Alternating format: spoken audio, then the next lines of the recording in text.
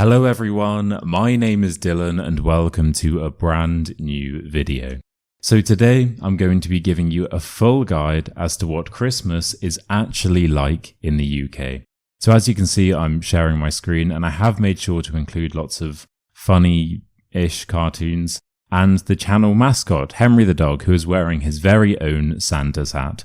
Now, I did actually buy my own Santa's hat as well, but I'm just going to be honest, this is so small, it doesn't actually fit on my head, so I'm just going to be wearing it like this instead. Cool.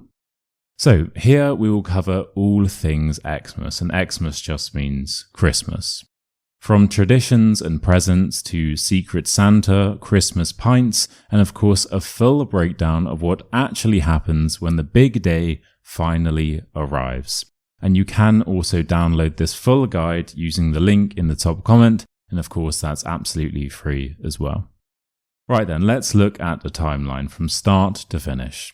So as you would probably imagine, Christmas in the UK doesn't just happen on the 25th. There is a whole build-up. So the 25th of December is officially Christmas Day, but it's a whole thing. Okay, so here's how it usually goes.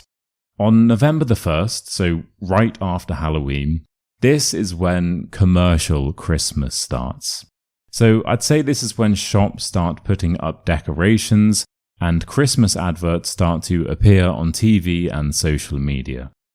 So this is a photo of a clothes shop in London. It's called Selfridges. It's quite a high-end clothing store. But as you can see, there are Christmas decorations everywhere. And this will happen early in about November, which is a bit crazy. Anyway, I'd say for most people, it's a bit too far away to start getting excited, unless you are a child or have a childlike sense of wonder, in which case Christmas is the most exciting thing in the world. Yeah.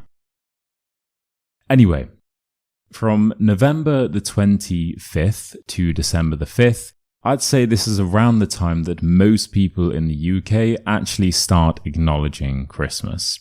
So what happens? Well, firstly, decorations go up, and the most notable of these decorations is, of course, the Christmas tree. Now, you can have a real Christmas tree, which is probably a bit more special. It has a very authentic smell, but it is also more expensive and a lot more inconvenient as well, because you need to go to a farm to pick it up or get it delivered. And of course, once Christmas is over, you need to find a way to get rid of this rotting tree that's just sitting in your living room. So a lot of people opt for a fake tree. And, well, a fake tree is a lot more convenient because you can just buy it once and then reuse it every year. But you could argue it's not quite as special. So it's up to you, really. And we would decorate these trees. So we would use fairy lights, and fairy lights are these small lights you see here. Baubles, and these are the small balls, and they would usually be red or gold. Tinsel, this is tinsel, so you can put this on the tree or you can just put it around your house. And you would also put your presents underneath the tree as well, but we'll get to that later. Okay, so you would also put up some small random ornaments, and these are some good examples. So we have the mini Santa, the mini tree, and then just this random giraffe with a Christmas hat and some doll things. So I feel like everyone has their own weird ornament that they like to put up during Christmas.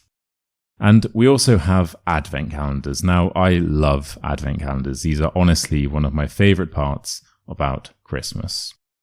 So, an advent calendar is a type of calendar, as you would probably imagine.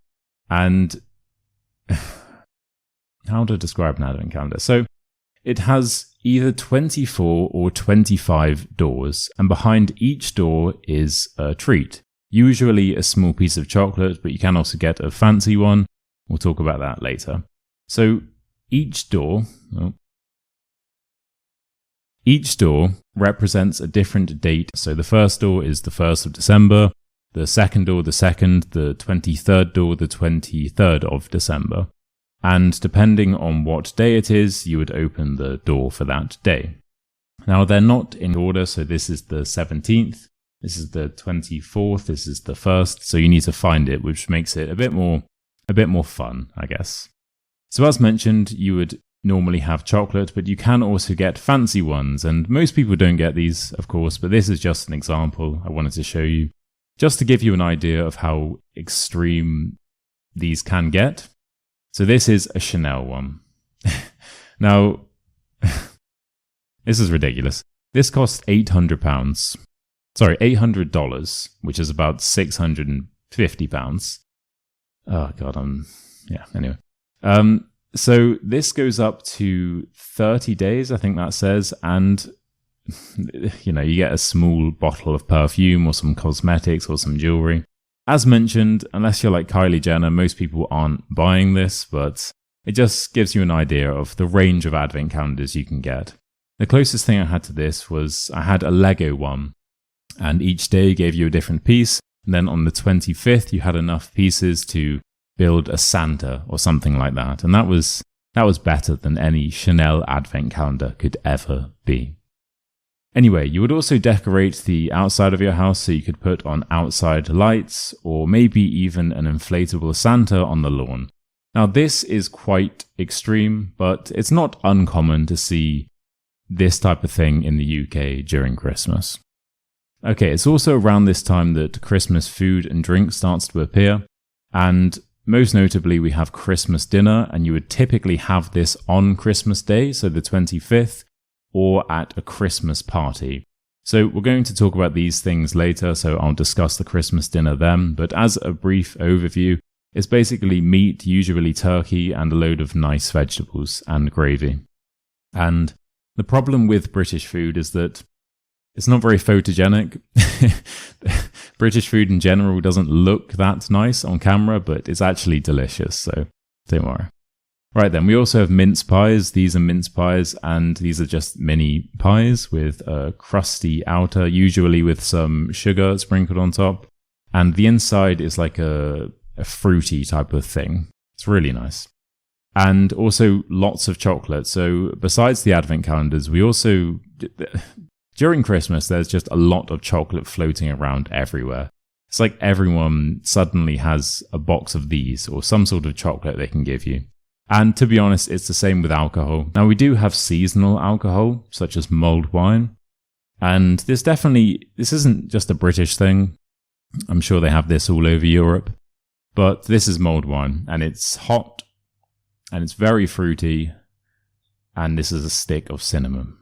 Yeah. Anyway, it's around this time people start thinking about presents, although this does massively depend on your organizational skills.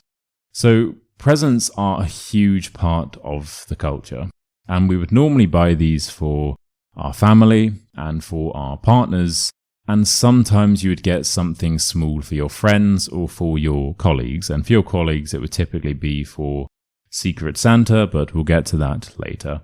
But I'd say in general, you'd mainly buy these for your family members, and if you had like a boyfriend or a girlfriend or anything like that, you would get these for them as well. Yeah.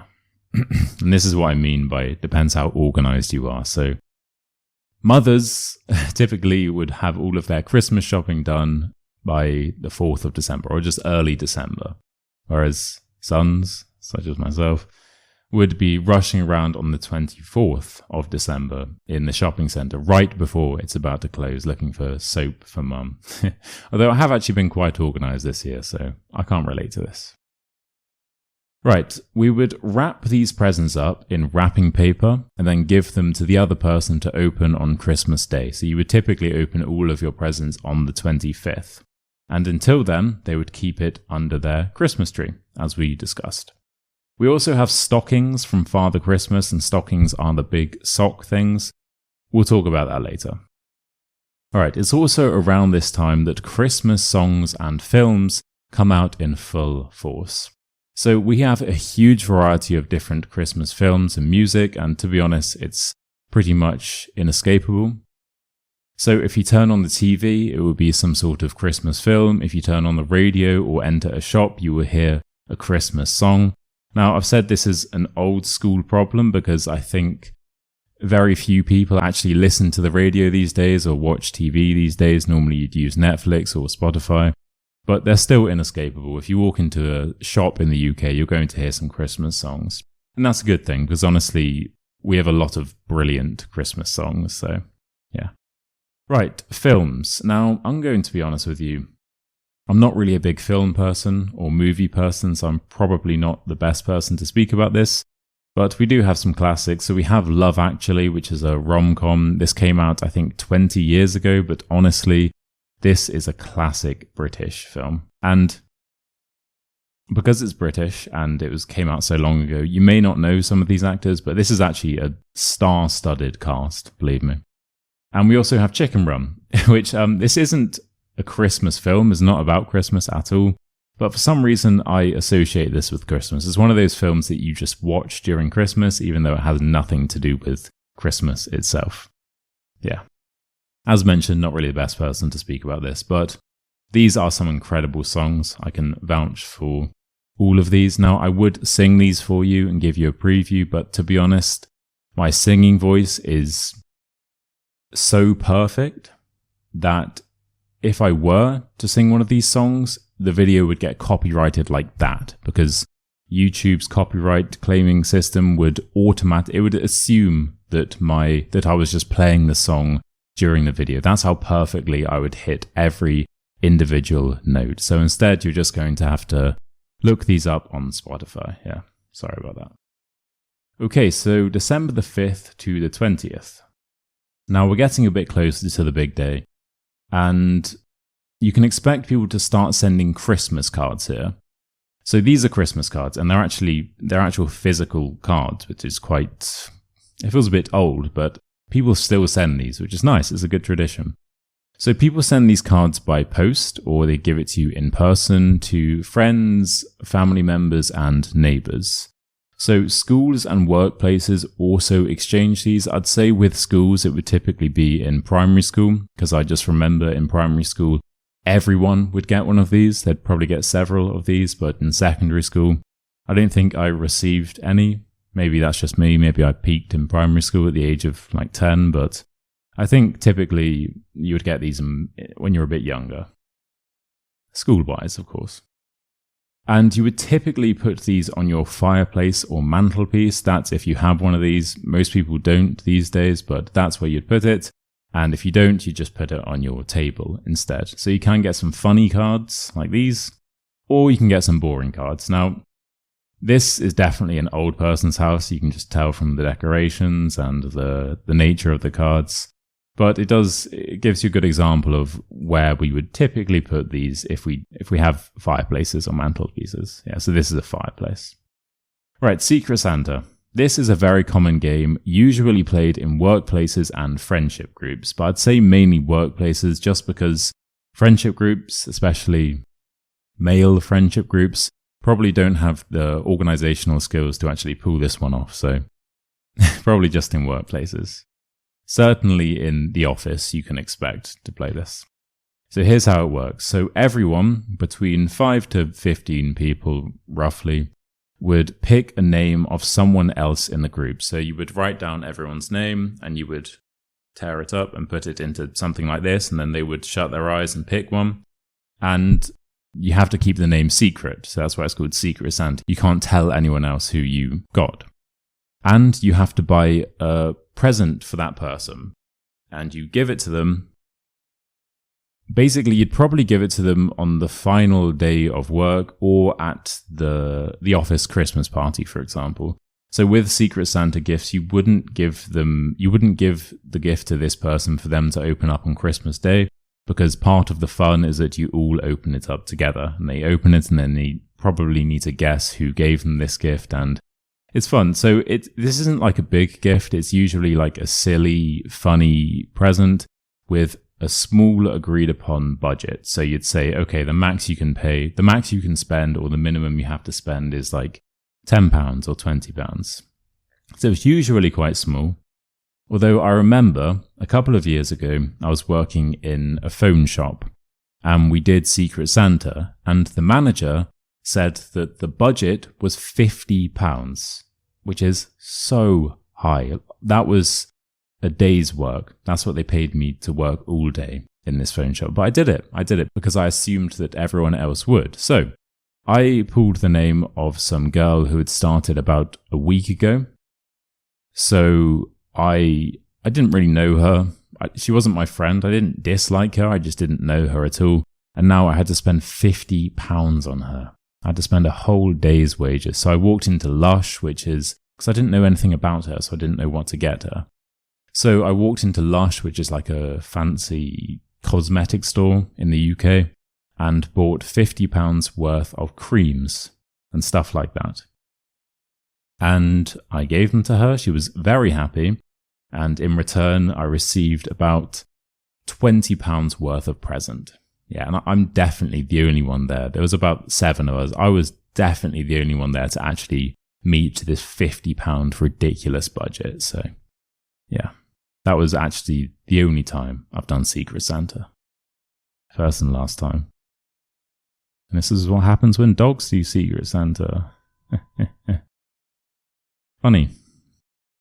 Anyway, office and workplace parties. So around the 15th to the 20th of December, your office or workplace will probably organise some sort of party or meal for you to attend. And the meal will be the Christmas meal that I showed you earlier. So you meet up, you drink, you be merry, and you reveal your true feelings towards each other because you're all drunk. And of course, you would then exchange your secret Santa gifts. Good times. Now, I've only been to one of these once again. This is kind of one of the bad things about being self-employed is that you miss out on fun, organized things like Secret Santa and the workplace parties. Now then, Christmas week. So let me just start by giving you a quick note. Most people in the UK love Christmas. So I'd say that everyone's going to be in a noticeably better mood. You really start to see this around this time. So I'd say that this time is sort of party time, because this is when people really start getting into the Christmas spirit. So schools, universities, and offices have all broken up. They all break up around this time. So schools would typically break up between the 18th of December and the 3rd of January. Universities, the 10th of December to the 15th of January. So you get like a whole month off, which is so good. And if I remember correctly, you get your student loan in January as well. So you kind of have half of January to spend this student loan. And offices. Now offices, of course, this is a bit different, but I'd say that most people get about a week off during Christmas. Yeah. Yeah, so all these people are free, and what do? They drink. They have Christmas pints. Now, if you're wondering what Christmas pints are, basically, you take the Christmas dinner that I showed you earlier and you just scrape it all into a blender. And then you pour some sort of liquor in, usually vodka, but you can also use gin if you want to, and you blend it all up. And the meat, you can get vegetarian options as well, but the meat kind of mixes in a very special way with the alcohol, and it ferments a bit whilst the blender is whirring, and then you pour it into a pint glass and you drink it. And it's actually really nice, and there's a lot of protein in there for you as well. And of course, I'm joking, don't worry. Christmas pints are just regular pints of beer, but you have them during Christmas, so you don't have to feel guilty about the fact that you're drinking so much in the middle of the day. And this is a good meme for the Simpson lovers out there. Anyway, what else do you do? Well, you would eat, you would shop, you'd meet your friends, and you'd go to Christmas markets. So Christmas markets, once again, they have these all over Europe, but they're basically just pop-up wooden huts with lots of lights, and you would buy hot chocolate or churros and walk around and be merry. Sometimes they put up like an ice skating rink. Yeah. And Christmas is a very family-oriented holiday. So it's around this time a lot of people would travel to wherever their families are. Yeah. And it's around this time you also kind of just forget about real life for a week or two. Right then, Christmas Eve. So this is the first official date. The rest have all been sort of estimates, but Christmas Eve is on the 24th of December. Now, as mentioned, Christmas tends to be very family-oriented, so by this time, most people are with their families, unless they're living abroad. And when I was scripting this, I realized that a lot of you watching this might be living abroad in the UK. So you may not be able to be with your families for Christmas, in which case, firstly, I'm sorry. And secondly, I don't really know what you people do. I kind of assumed it would be something like this, maybe, but with one of these on. I don't know. No, seriously. I feel like this could either be really hard and lonely and boring, because Christmas is a very family-oriented thing, or it could actually be really fun because you can just do whatever it is you want. You can eat loads of food and drink loads of alcohol. You can do whatever you want, really, and anything goes. So yeah, do let me know how your Christmas is if you spend it alone. I hope it's fun. And to be honest, I feel like spending Christmas with friends instead of family would actually be really fun. Just for a change. Yeah, so let me know. Anyway, as Christmas is the next day and we're all stuck with our boring families, most people don't go that crazy on the 24th, but this is massively vibe dependent. So I remember about 3 years ago, me and my brother and my dad all stayed up to about 3 a.m. on Christmas Eve drinking. And my dad's in his 70s. And he woke up the next day. He was alive. Well, he's still alive now, but he made it. He didn't die from the hangover, which is incredible. So, yeah, as I say, it is vibe dependent. Right then, so bars, pubs, and restaurants, and even clubs are still open on this day. And because you're with your family, pubs are probably the most family-friendly option, and they will decorate the pub a bit as well.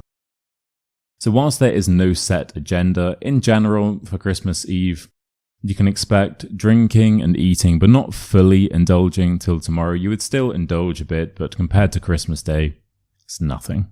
And you'd listen to Christmas music, and some people even go caroling. And caroling is when you all meet up, normally in a public place, but you can also knock on people's doors and do this. And you sing. You sing Christmas songs. Very, very wholesome.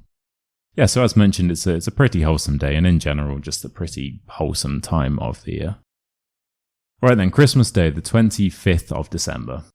So this does, of course, vary from family to family, but in general, between 8 a.m. to 11 a.m., you would wake up and open your stocking, if you're lucky. So this is a stocking, the big sock thing. Basically, you would put this on the end of your bed or on the mantelpiece on Christmas Eve. Then you'd wake up in the morning and it would be full of gifts because Santa Claus would break into your house whilst you were sleeping and put some small gifts in there. Nothing crazy, maybe there's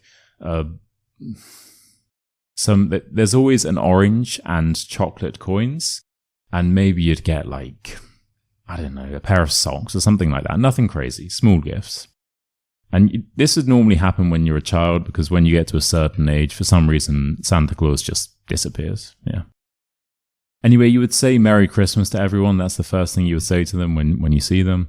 And you would have a nice breakfast. Now, there isn't really a set Christmas breakfast, but it would just be like a fry-up or something like this. Just whatever you want, pretty much. So you'd put on some Christmas tunes and you'd probably start drinking, just going to be honest, because anything goes on Christmas. This is a theme you'll notice throughout this section. And you would probably drink this, and this is Bucks Fizz. I think that's what it's called. And this is Prosecco mixed with orange juice. So you'd also be opening up some presents around this time, but only once everyone is up, because everyone needs to be up for you to open the presents, because, the best part about buying someone a present is watching them open it and watching their reaction. So I'd say that this is a pretty accurate photo of what Christmas is like in the UK. Everyone sat around the Christmas tree, all in their pajamas. There's probably some Christmas music on in the background, opening a few gifts. Yeah, nothing too crazy. Right then, so between 11 a.m. and 3 p.m., you'd basically just continue eating random things and drinking like wine, beer, champagne. Once again, listening to Christmas songs and exchanging gifts. You'd also typically go for a Christmas stroll, a Christmas walk, because in general, British people just love going for little walks and stuff like that. And this is a classic. And this is such an accurate photo of a Christmas walk. Just the grey skies, you can tell it's cold. It's not snowing, but thankfully it's not raining either. And you've all got your coats on because it's so cold. And this person's got a Santa's hat on. This is a very, very accurate photo of a Christmas stroll. And as soon as you pass any other family or anyone else who is also going for a walk, you'd say Merry Christmas or Happy Christmas, and they'd say it back to you. Right, you'd maybe play some games as well, not really video games, but like board games. And you would just be jolly. You'd be jolly in general because anything goes. And if you're jolly, it means that you're happy. Right, and it's around this time that you probably need to prepare the big Christmas dinner. So between 3 to 5 p.m, Christmas dinner begins, and we can finally talk about this. So let me make this a bit bigger. All right, so this is a classic Christmas dinner. This is the meat. Firstly, before I get into this, you can get vegetarian options if you want to. This is the meat, and it would typically be turkey, but you can also get chicken or pork. Beef is probably a bit less common. And we have roast potatoes, we have Brussels sprouts, and these are just green balls of disgustingness. We have, I think this is broccoli. These are called pigs in blankets, and these are mini sausages wrapped in bacon. So it's not quite a vegetable, but it's really nice. And this is a Yorkshire pudding. Yorkshire puddings are delicious, quite hard to describe, kind of like a bowl of fluff and pastry. Yeah. This is stuffing, and stuffing is, I think it's breadcrumbs with sage and onion, so the outside is crispy and the inside is warm and fluffy. And I think that's it. Carrots and gravy, of course. Gravy's the brown, salty, like hot, this thing that you put on top of everything, and it's normally chicken flavored or beef flavored. Once again, you can get vegetable flavored gravy as well. And yeah, it's delicious. It's really good. And you eat so much on Christmas. You don't stop eating on Christmas when you're full. You stop eating when you literally can't eat anymore.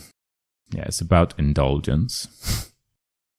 So yeah, you sit down, you wear your paper crowns, and you pull crackers. So these are crackers.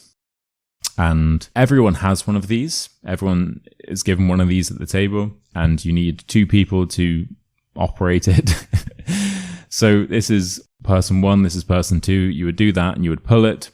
One person would be left with just the handle, and the other person would get the handle and the main part. The person who gets the main part, they get to keep whatever is inside. So when you pull it, there's like a small bang and a bit of smoke. It's not loud or unpleasant, it's quite small.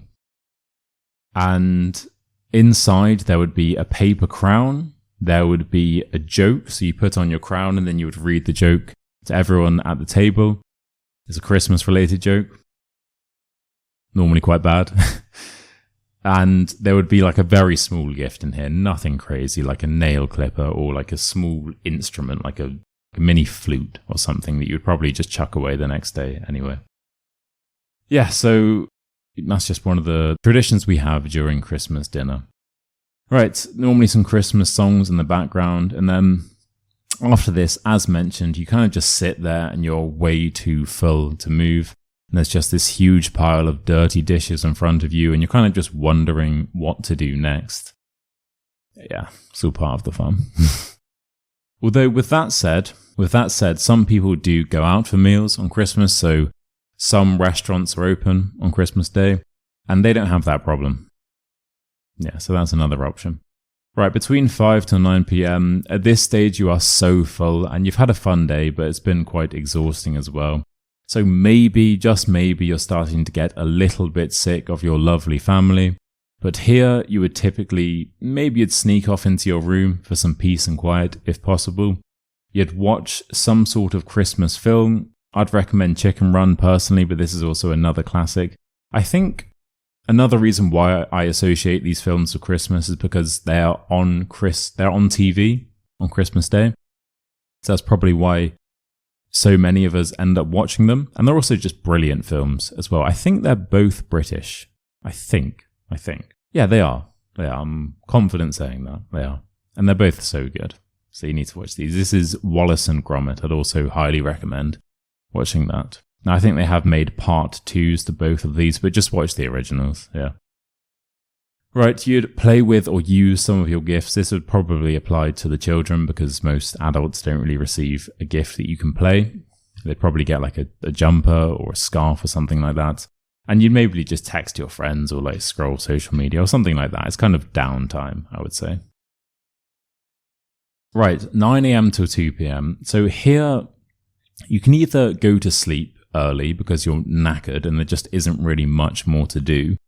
Or you can just stay up drinking because it's Christmas and there's probably a load of alcohol in the house. So before Christmas, you typically go to a supermarket and do the big shop. That's what we call it. And here you just get all of the nice Christmas food and a load of alcohol. So it's up to you. It's up to you. Once again, it's vibe dependent. And I actually made this meme myself because, let me tell you, when it comes to Christmas memes and Christmas jokes, it's slim pickings. So I had to make this meme. It's not even a meme. It's just, I just copy and pasted that and put it there and put a little Great Britain flag there. So I'm trying. Anyway, vibe dependent. And that's pretty much Christmas Day. Now, if that wasn't enough fun for you, we also have a mini celebration the day after, and this is called Boxing Day on the 26th of December. So Boxing Day, basically you would eat all of the leftovers. You might go shopping. We have Boxing Day sales where shops just heavily reduce. They have like huge sales, like 50% discount, stuff like that. Or you can just sit around doing nothing. Or you can see your friends because you weren't allowed to meet them the day before because you had to be with your family. And another tradition in the UK, or in England certainly, is to watch football matches. And that's because there used to be a load of Premier League football matches on Boxing Day. And this was so good. This was just the perfect time to chill out and just enjoy some football. But they've ruined it. Of course, they've ruined it this year. I think there's one game this year on Boxing Day. So that tradition is kind of gone, but that's what people used to do. Anyway, Boxing Day can either be a very calm recovery day or a fun social day. Honestly, it's up to you. All right, so this is, I'll explain these memes. This is the Boxing Day sale. So you can see half price, big screen TVs, and they're fighting for it. They're boxing. That's why they call it Boxing Day. Haha. And this is Santa chilling out. I love Boxing Day. Yeah. Anyway, the 27th of December to the 31st. So this is a weird but enjoyable time of the year. So here, Christmas is technically over, but a lot of people are still off work and in the Christmas spirit. So to be honest with you, it's all kind of a blur. Just do what you want. Eat, drink, and be merry. And this meme kind of sums it up a bit. 1st to the 26th, festive. 27th to the 31st, confused, full of cheese, unsure of the day of week. And yeah, I didn't make this meme, by the way, so it's a real thing. It's not just me. And to be honest, this is, it's a good time of the year. And that's pretty much it for Christmas. So in general, all you need to do is eat, drink, and be merry. Okay, so there we have it. Thank you so much for watching. And I hope that you have enjoyed learning with me today, because if you have, then I have some amazing news. Yes, I have a quick announcement. So yesterday, I officially launched my 5-in-1 British English online fluency course. So I've been working on this for well over a year now, and it contains over 210 lessons spread out across 5 different modules, all with one outcome: you becoming native in British English. So the first module is vocabulary. And here I will teach you over 250 of the most essential expressions that you need to know to become a confident British English speaker. We do also have loads of interactive practice exercises as well. Module 2 is British Accent Mastery, and here I will teach you all of the theory you need to know in order to develop a natural modern RP British accent. And then you will get the chance to practice all of this theory straight away with the shadowing zone. You will shadow over 600 words, over 100 sentences, and 5 stories. And we do also have lots of fun interactive games and vocal exercises. So by now, you should know what my teaching style is like. It's very fun and interactive, and this course definitely reflects that as well. I think that's why it took so long to make.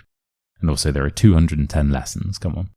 Right, Module 3, Speaking Fluency. So here we will analyze 6 real-life conversations that I have had with other people. We have 4 native ones and 2 learner ones. And here we will study the native tricks and common mistakes that will help you to be more confident in your speaking. We also have lots of interactive speaking exercises. So once again, you get to practice everything right away. Module 4, Listening Confidence. Here we have over 25 original listening tests from the B1 to C2 level. There's a huge variety of different clips, accents, formats, and vibes. And Module 5, British Culture. So here we have over 10 fun, unique guides to British culture. So we have British food, we have meeting people, we have the office and the UK working culture. I will explain British humour and sarcasm. And it's in the same style as this video. So I share my screen. You can see here, right? This is a great section. And if you enjoyed this video, you will love this. So overall, 210 lessons, over 210 lessons, over 125 interactive exercises, and over 125 downloadable PDFs. So there's just so much content for you here. You also get lifetime access and a 30-day money-back guarantee, so you can try it completely risk-free. And ultimately, you get fluency in all areas. So the way I've designed it, we have the vocabulary, so you know the expressions we use. We have the accent, we have the speaking, the listening, and the culture. So it's just perfect for anyone who wants to basically level up their British English, go to that native stage. Yeah. Right then, if that does sound of interest, I would recommend checking out the official trailer, and the link to that is in the top comment, and you can also see the page which will give you more information as well. Right, thank you for listening to that, and thank you so much for watching this video as well. So I post new videos every single Friday, and that means I will hopefully see you again next week for another one. So if you have enjoyed this, make sure to like, subscribe, and comment down below. And of course, I wanted to say Merry Christmas or Season's Greetings, whichever one you prefer.